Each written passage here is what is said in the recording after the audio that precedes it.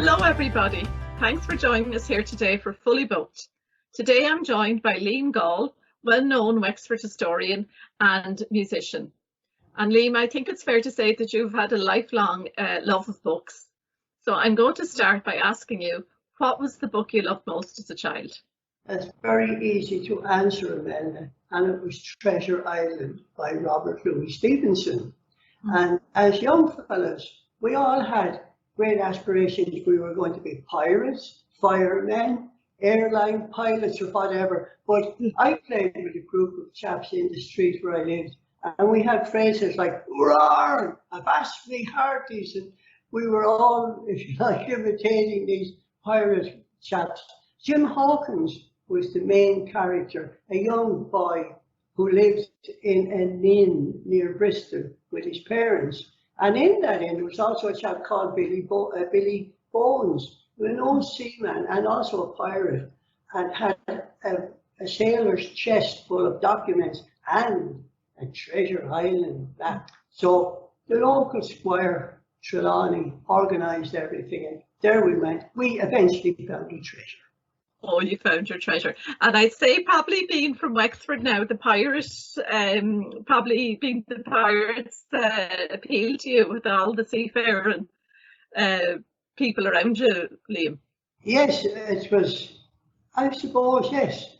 And the fact that years ago when we walked on the old wooden works on the quay, there was trawlers pulled in, and there was also shipping came in to places like Stafford's with coal and that. And as young fellas, we were down around where we shouldn't have been, very dangerous places to be. And we all had, as I say, aspirations to be pirates or seamen or captains or whatever. But it was great. Yeah. There must be there were so many films and series and made from that book. There's been a lot of films, hasn't there? Well, there was at least two versions made. Yeah. And one that I saw, Long John Silver was played by a man called Robert Newton, and he was very scary. And as young fellas, I'm sure we had nightmares, you know. But we hadn't that many books at that time, and there was no television, and we had radio, and we went to the cinema to see a lot of these series with Superman, Batman, were all in serialized form, and you went on different Saturdays as the follower-upper. What happened next. But, I was also interested in a series of books by Captain W.E. Johns, who was a former World War pilot. And he got a brilliant series of books for boys called Beagles. We never knew his first name. It was Beagles. And he had a friend called Ginger. They flew all kinds of exciting air episodes and escapades, and appeared in actual fact in the magazine, the first episode in 1932. Wow, and okay, yeah. I think there was about 100 Beagles books, and I think I read the most of them. Later in years, I've been very talking about Liam Gaul now, but later in years, maybe 60 years later, I still thought about airplanes, and I wrote a book called Goons over Wexford. Brilliant. Airplanes out at Ferrybank, and the American base, it was a Ferrybank. So there was planes flying out over the stadium. It was the First World War, was it, Liam? Yes, the First World War, they were only here for a very short time. They came around 1917, began to build their air base, and they were operational in October, and they were finished on the 11th of November. Oh, right. Oh, it was very short then. I didn't realise it was such, They had 3 airplanes, and took out the slipway still in Ferrybank, where they came in and went out, and they had to be pulled in manually on little trolleys because there were seaplanes, obviously no undercarriage with wheels, and they had to be manhandled onto the water, and same on the way back. And would have flown out down along the Slaney and out over to Tusker, and were chasing submarines, and struck with these 2-3 submarines. It was again more excitement with airplanes. Yeah, It must have been a great sight for people at the time in the town to see these airplanes taken off in the early 1900s, you know. Well, yes, it would have been, and people lined the quayside, I believe, at the time. Obviously, it's 100 years ago plus, but they lined the quaysides and the watched, and there was 400 servicemen living in a kind of a little town wow.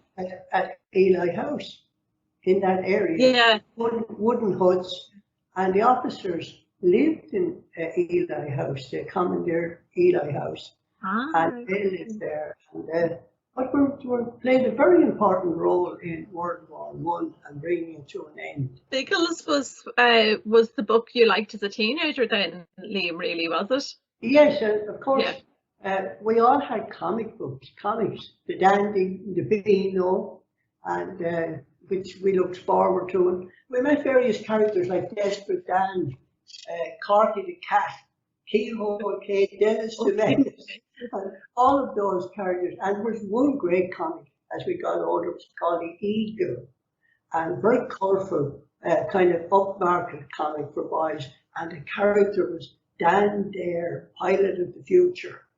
And his everything was the Mekon. In actual fact, here we were in the late 50s looking at space travel in a sense. Oh, so, but then of course we went to the library, and, which was most important up at the county, where was the county hall at that time, on Small John's Road, or Small, and it was up by where the old courthouse was upstairs. Yes. And when you went in, there was one very large sign, and one word on it said silence.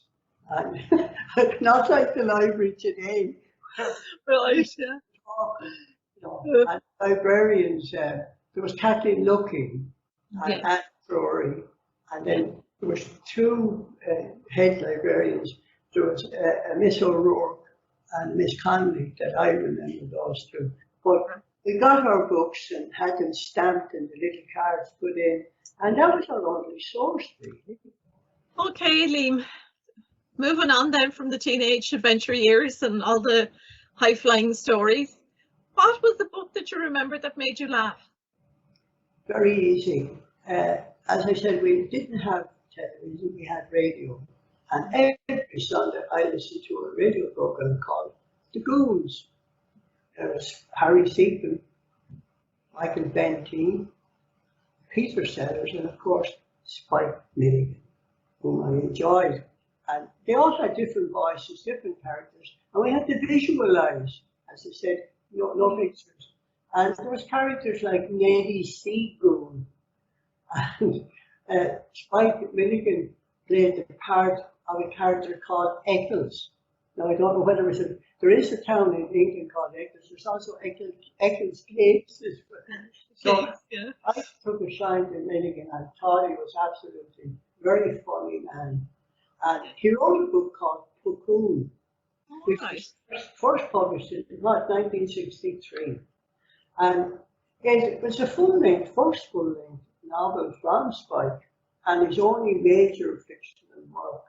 It was set in 1924 in a fictional Irish village called Cocoon. And partition in Ireland was taking place. The new border, due to the incompetence of the Boundary Commission, according to Spike, the line passed through the village of Cocoon. And with various characters, obviously, most of the village was in the independent Irish Free State, with a significant portion in Northern Ireland. We won't go into the political aspects of all of that, but the protagonist in the novel was a man called Dan Milligan. Milligan was so lazy that the author, Spike, was obliged to take direct action to prevent him spending the entire novel lounging at home. So the extraordinary thing is, with a border area, all kinds of activities took place, which I'm not going into, but I think, and the listeners and viewers to imagine, there was all kinds of things swapped that couldn't be got on one side, forgot on the other, and so on. But the extraordinary thing, Cocoon, it was adapted for the stage in 2009 at Ireland and the United Kingdom. And an adaptation by Ian Billings that was narrated by Barry Cryer, who's responsible for writing a lot of the funds in England, and starred Eggborn and Stan Milligan and Pauline McLean, whom we know as Father Tate, and it was broadcast on BBC. I thought that was the most funny book for me. I'm sure that I've had many other books that were funny, but I always remember Cocoon. And in actual fact, I still have it. There it is. I suppose it's a kind of a satire, really, isn't it, on the madness? Yes. Really. Yeah. Well, Spike had an Irish passport and an English passport. His father was in the British Army and served in India. And Spike always maintained that he was Irish. Right. And again, he was an extremely funny man. And you know what's on his tombstone, I presume? I told you I was sick. And the Goons, I think, were probably a departure in comedy at the time too, Liam, weren't they? They were kind of a different, a new brand of comedy, I'd say. They were. Yeah.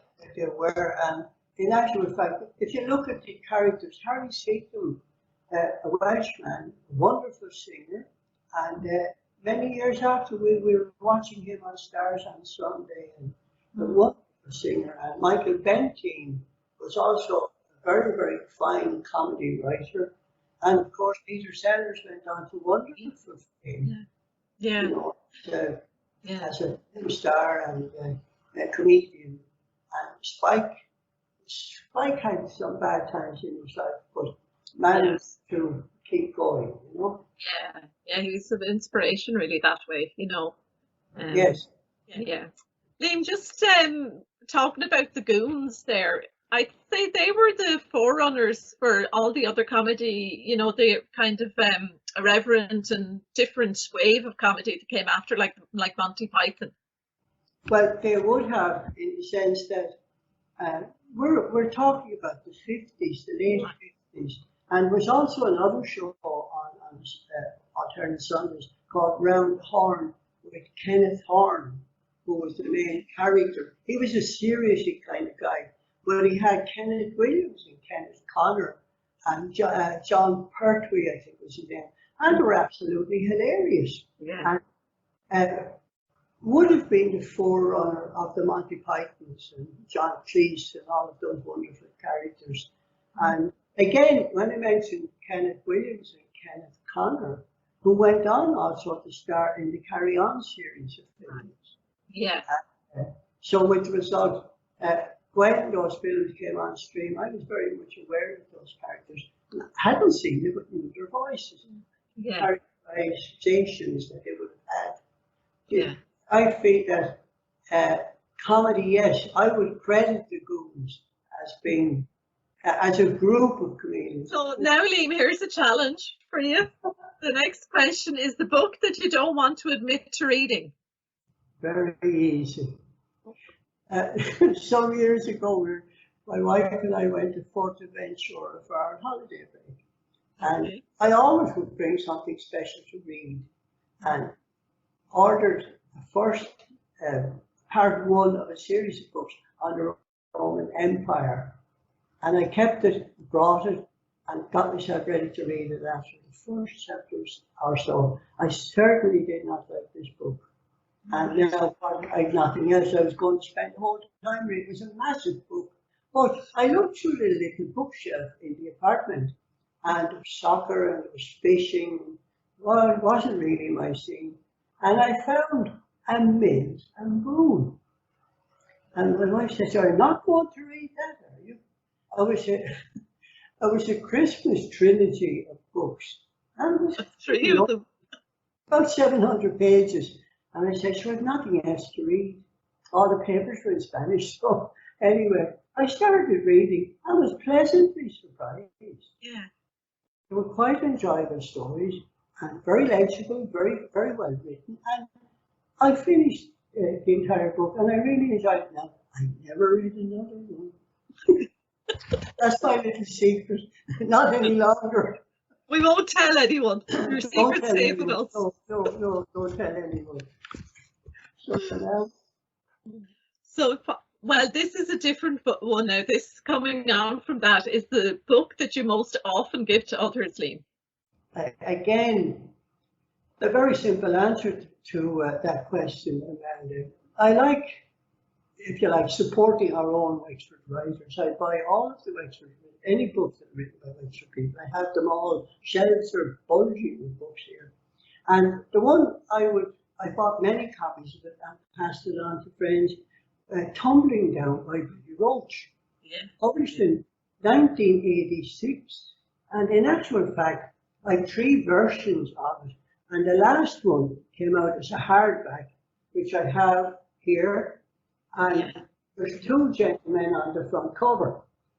Billy's father, Pierce Roach, and a gentleman that used to visit every now and again, Nicky Carney, right? Nicky Carney, yeah. God, he was a great friend of my dad's, yeah. Yeah, a great man to play the mount organ. And I worked at that time on the corner of Ann Street in Englishes. And there was times we worked at night, and coming up the street, I'd stop to hear the music.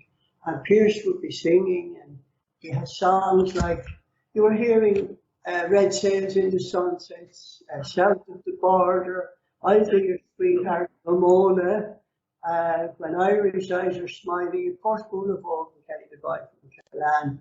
And they used to sing, Pierce would sing all these songs for the entertainment of his customers. And Billy, as a young man, a young boy, worked there in his father's bar. Now, in the story, Billy becomes the character Davy Wolfe, 17-year-old, and he's washing glasses, emptying ashtrays, putting on bets for the clients. And there was great characters Billy has in his book. And the main character is a chap called Captain Crunch. And Wexford people, most people, if they're in Wexford people, they'll say, oh, I knew who he was. Now, I've queried Billy on many occasions. No, that's not him. So, and there was also a Mr. Martin is another character, a dapper retired civil servant, and he lives next door in the small hotel. And the small hotel was the county hotel. And then, of course, there's Johnny Sligo, and there's Skeleton Delaney, and Durango Clark, with great names like that, and all the locals who frequented the bar. And the story goes on and narrates there's different episodes. And Davy Wolfe, as a young 17-year-old, himself and his mate Danny roamed the town looking for excitement in their bone freezer coats, which were short little overcoats, fashionable at that time. And of course, they were in the snooker hall where the hard men worked. And then they were in the dance halls where the Miami showman and Casper men used to play. And that had to be Doomera. So, and then of course, they found love for the first time. They were looking at the ladies and playing the jukebox, I suppose, at Willie Nolan's ice cream shop. And five lovers. And to me, it's a very Wexfordy book. And it's another little place out in Harbour called Useless Island. Alice Bank.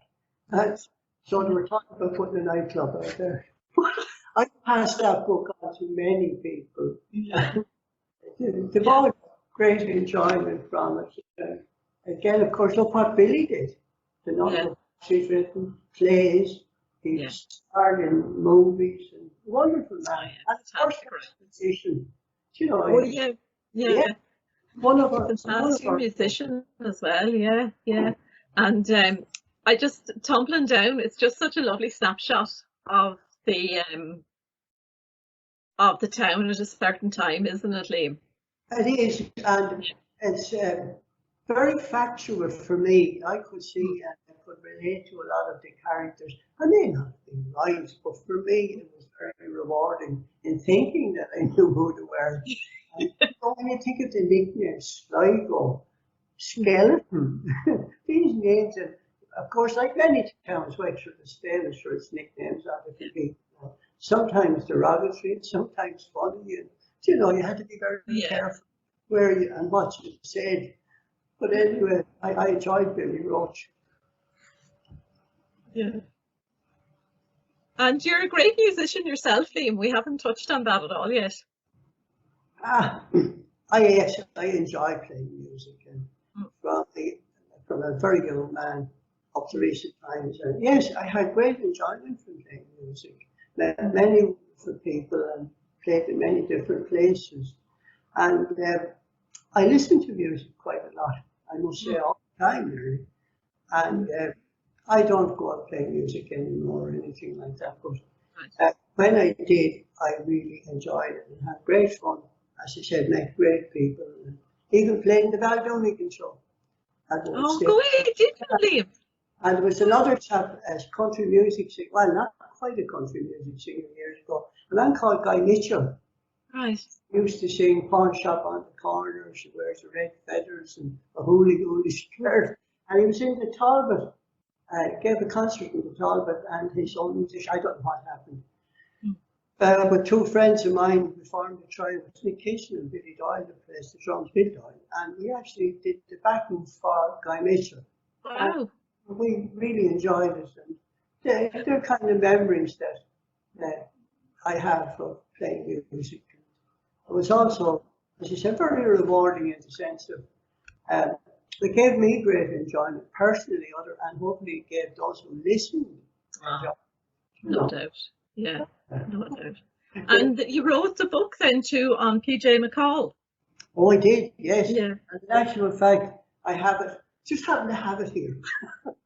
There it is. It's a book on Glory O, and the words taken from Glory O to the brave men who died, not as Kelly the boy from Killaan. And McCall, to me, was an extremely interesting man. Lots of people really think that he was a Wexford man. He was a Dublin man. And he was from Dublin, right? And his family originated, going back, would have come down from the plantation of Ulster, and they moved out and moved south. And P.J. McCall's father, John McCall, they lived in Patrick Street in Dublin, where they had a grocery and bar facility. So, but McCall himself, his mother, in actual fact, was from Nathangan, hence the there was a connection. Yeah. Yes. Yeah. Lots of people. Well, we claim him. He wrote Bull of Vogue and Kelly the boy from Killaan. And to me, he was an extremely interesting man. But what I did discover was he was also councillor in Dublin City Council, and sitting in what they call the Sinn Féin corner at that time. And there was Sean T. O'Tally and Arthur Griffith. And there was also another councillor by the name of Nanetti, he was of Italian origin, and he worked in the Freeman's Journal, and you find him, in actual fact, believe it or not, in Ulysses by James Joyce. Oh, really? Yeah. And Nanetti became Lord Mayor of Dublin in other times. Yeah. McCall, he retired he suffered from asthma and things like that, and he retired from the business in the grocery and bar business in Patrick Street and moved out to Howth. And he died just unexpectedly at 58 years of age. Oh gosh, very young. Extraordinary. Yeah. He left a legacy, not alone of songs, poetry, and poems that were set to music like Kelly the Boy from Killaan, Bull of Vogue, etc. And as part of a study I did on McCall, which led to the book, I actually put 60 of his songs to music that hadn't been done before. Not new music. Yeah. McCall, in his writings, he indicated a tune that the words could be sung to, and I found the tunes, put them into staff notation, and just married them together. And it served me very well in Limerick University. Liam, the next question I have for you is the best book you've read in the last 12 months. A very simple answer for that one. One of our own people again, Monica Crofton, a wonderful book which she produced for last year, coming up to December time, entitled A History of Wexford Castle and Military Barracks, 300 pages outside the town wall. The history of Wexford Castle and the barracks that now stands on the former site is the history of Wexford itself. Comprehensive and thoroughly researched book charts 9 centuries of strife, upheaval and social change through the eyes of the castle and the barracks. And it explores the complex but always close relationship between the castle and the town. The stories of the people who have lived and worked there, soldiers and civilians, Irish and English, Protestant and Catholic, and it casts light on the profound influence this modest seeming structure and its inhabitants have had on Ireland's history. It's a definitive work on this part of our local history, diligently researched with an excellent index and bibliography. And for all historians, this is the book that is a must for your bookshelf. We all, those Wexford people, we all know Monica, born in Wexford and a school teacher for up to her retirement in the Fast School, and now is interested in taking people on walking tours of our town. And the castle and the barracks, it's funny how, in a way, that just wasn't done before as well, Liam, isn't it? Because it's such an interesting subject. Well, the extraordinary thing, I've lived in Wexford all my life, and I've never been inside that gateway up into the barracks, ever. No. And I suppose from a military aspect, it's not a place that you wander in and out. Yes, was aware that there was a castle there in former times, and then replaced by the military barracks that is there today still. And again, the street is called Barrack Street, which is, I suppose, obvious for obvious reasons. And but it was great. Monica took something like 4 or 5 years researching this book and reading through it, and as I said, copiously illustrated with wonderful pictures and maps of the actual barrack grounds itself. And she was meticulous in her research, and it's worthwhile having and worthwhile reading as part of our town history. Yeah. I feel it's a book that I don't think it'll ever be better. That's about the height of it. You know, it's a definitive work on a subject. Yes. Yeah. A bit like Wings Over Wexford, it's great to have that book, both those books, to to show to people, really, even from our point of view in the library. It's fantastic when people come in to be able to hand them something which is the definitive version of the history of something like that, Thank you very much. That's nice to hear. And also, again, 1914-18, in that era of the First War, radio communications from the airplanes back to base was very, very primitive. And Ferrybank had 100 carrier pigeons out there. And on each sortie, carried 6 or 7 pigeons in the cockpit with them in a cage that were able to send back messages tied to the leg of the pigeon if necessary. None of your broadband in those days, anyway. Certainly not. Certainly, you might never be heard of again. Oh.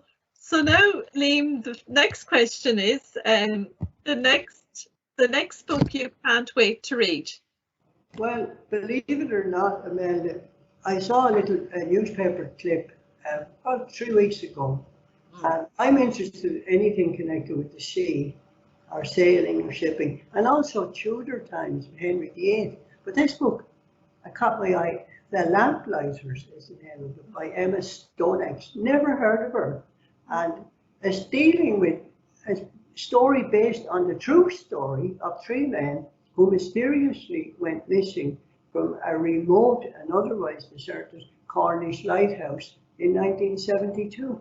Oh, wow. Sounds And really interesting. the Yeah. book explores how it affected the women they left behind, their wives and families, and it's listed as a spooky story.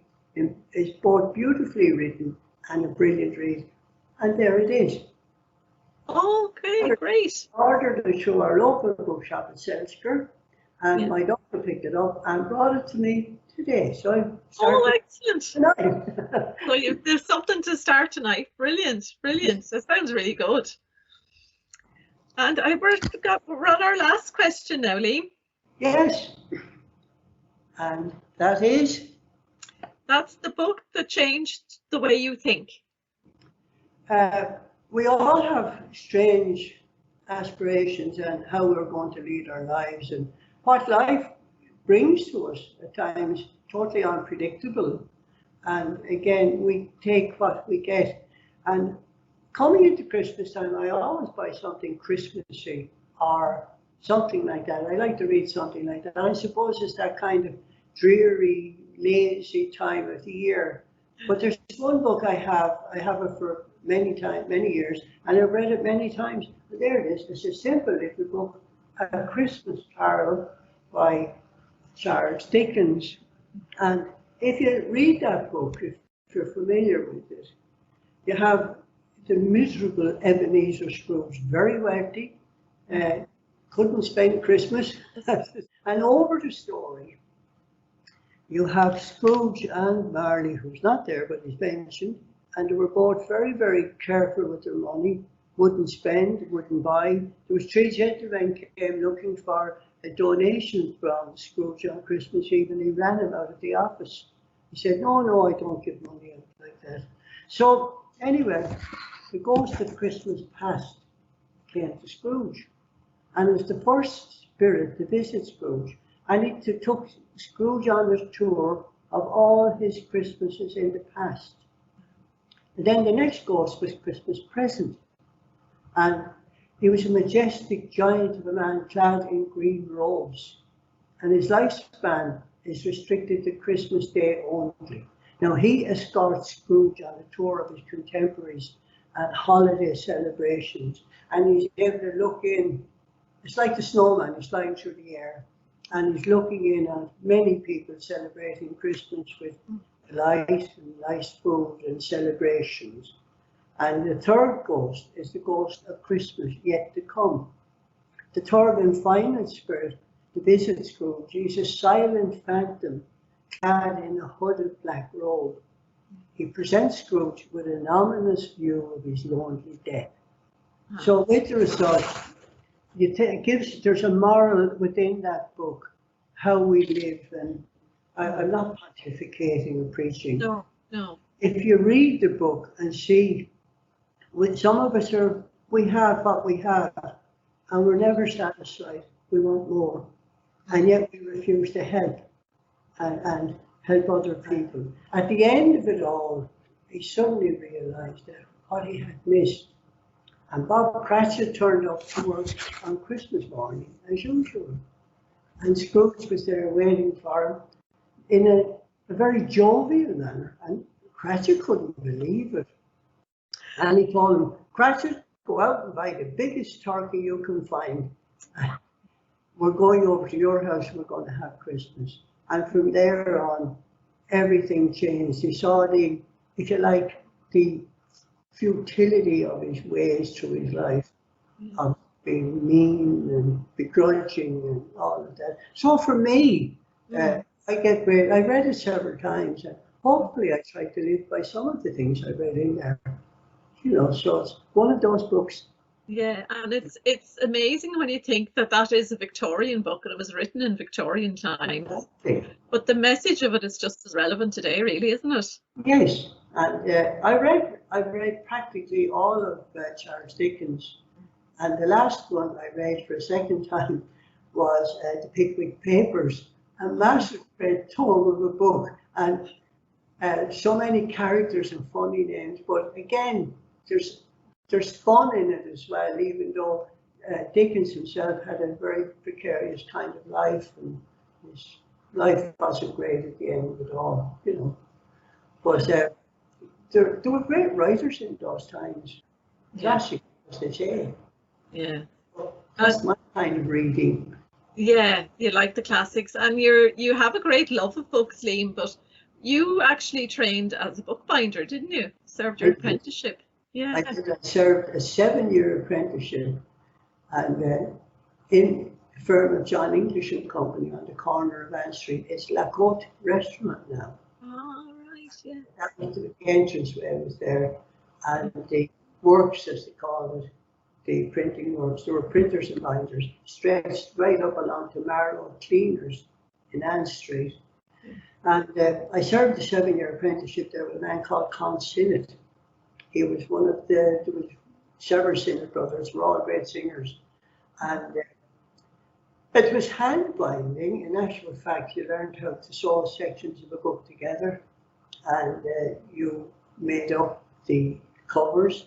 You used gold leaf, and at times then the edges of the book were actually gilded with gold leaf. And it was a very precise kind of work, I suppose, and I suppose you could call it artistic to a certain extent. You had to learn how to sew sections. You were dealing with leather. We used Morocco, Italian leathers, pigskin, cowhide, and we used all those different leathers and end papers with marbled end papers. You've seen them in old books with lovely kind of colourful designs. Yeah. And again, we would have found there's a series of books called the Irish Texts Society books, and we're dealing with translations with Irish and English of the Irish classics, for want of a better description, and we would have found all of those. We also had another book which we did several editions of. I have one still, and it's rather battered looking. It's called Eva, or the Buried City of Bannow. Yeah. I think it's a collector's item these days, written by a man called Hanrahan, who also had a print house on Main Street at one time. And but English is, we did mostly the college annuals from, say, Mungret, Rockwell, and then Antahar Tommaso Fiach, as he was known. He became Archbishop Tommaso Fiach, Card. He came down many times. I saw him many times out in the works, and we printed his book, Sham Cursar Vaca, which was their historical society book. Yeah. And the Penny Catechism, as it was known, we printed those as well. And the centenary of the Twin Churches, that was one of the first books I worked on. I stuck all the covers on them. So, but again, it was a silent job. It was all by hand. Right. And it was a silent job. The only piece of machinery that would have been used would have been a guillotine for cutting the edges of the books. And the boards, as they call them, the cardboard sides for books and things like that. But you cut all the leather pieces out by hand, and you skived the leather, which meant you feathered it out, so when you turned it in on the spine of a book and you put the cladding over that, it wasn't lumpy or bumpy. And we used to put raised bands on some of the books, where you had a book and there's the spine of your book, and these leather pieces there, and they were covered, and then you inset labels that were gold blocked with the titles within those bands. Yeah. It was a lovely job. I enjoyed it.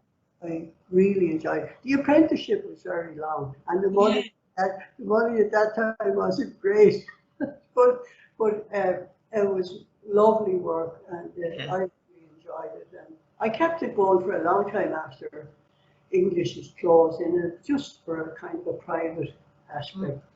Sorry, I was just going to say to you there, when you mentioned another one, to think, that there was 2 bookbinders in Wexford, but sure, maybe there was more even at one point. Well, initially, prior to Con, he had another apprentice called Jimmy Hayes, and then there was, prior to Con himself, there was Michael O'Brien, who they had business in Chester, and Michael left and went to Mount Henry and became a monk in Mount Melbury. Okay. I met him when he used to come out now and again, wonderful man. And the first bookbinder who came to John English came from Dublin. It was a man called Tom Moore, not the man who wrote all the lovely songs or poetry, but he came from Dublin and he was the first of the binders to come there. And John English himself was, I remember him in the last of his years when I was a young apprentice there. Very formidable man, but very nice, and he knew the business inside out. He could do any aspect of the work itself. And English is, besides me binding, we have the most wonderful staff of printers, compositors, and we also printed the Capuchin Annual of Imelda, which gone for a long number of years. And within that annual, there was beautiful colour plates, pictures. And at that time, 4-colour printing was, oh goodness, it was very rare. And we had a wonderful man there who did this, what they call separations, where the colour was printed in the 4 different colours, and the blue was the magic colour, which made everything else happen. And there was the staff of the printing side of it. They also would have printed books and had to, if you like, cast the type and set the type in. There was Greek, there was Latin, there was Old Irish with the Old Irish lettering prior to Vaughan. And all of the type was single letters, as against the newspaper who used linotype. We used monotype, right? And there were single letters. The compositors would have set them up on very big tables called a stone with their steam, perfectly flat. And the type was set in frames like your window frame. And there was furniture put in, which were pieces to make up, and then there was coins put in, which were able to be tightened and held all of the type in that frame or form. So we lifted onto the printing machine. Where the newspapers were different, they had curved, the type was set and was molded into a curve to fit on the cylinder. But all of those crafts are gone. You can set up a book on your laptop now, put it on your USB key and put it in your pocket. It's completely different. So for me, I've been living in books since I was 16 years of age in that industry, which was, I also read everything we printed. I did my work as well. Yes, books for me have been very exciting and still are. I read every day. And, I taught all of my children not to read, but to follow the reading, and they all read still as adults. And library for me is the one thing I'm missing in this lockdown. Wow. Library. We all miss being there too. Yes, and it's if you like, it's a fount of information and books, and no matter what you ask for it, the staff, they're so helpful. They look for it. If you haven't got it, they'll source it for you. And of course, the newspapers there on the film is absolutely fantastic. You can go back to the newspapers.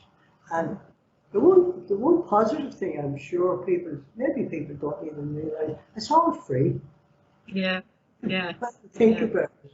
You know, and there's so few things today anymore free, and you can go in there and sit down and read the paper if you want to. Go upstairs and annoy Michael.